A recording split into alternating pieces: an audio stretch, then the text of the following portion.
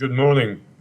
In the last couple of days, I've put out two economic strategies, one on Monday, which is really the last podcast I did last year, updated to a few more recent facts, which provides the outlook for this year, which is very good, as the world's recovering from a disaster last year.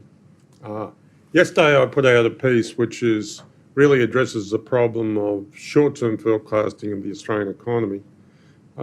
Most models of GDP work on things like interest rates, which is why we always talk about them, and budget deficits, which is why we always talk about them.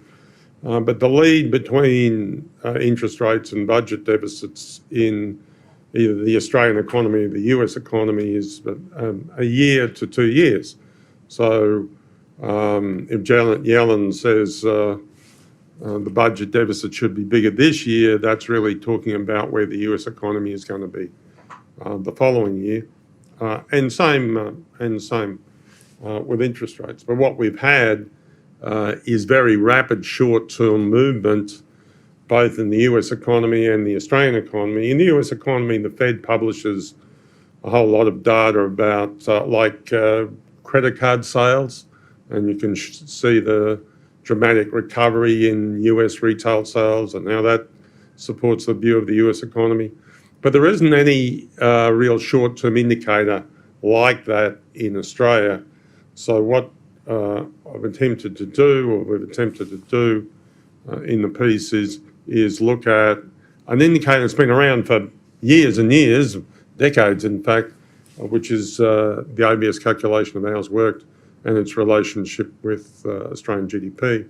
And what you can see from the piece is the incredibly rapid V-shaped recovery in hours worked, to the point where hours worked in November is only slightly below the peak in the early part of the year. Indicates a very rapid V-shaped recovery in Australian GDP.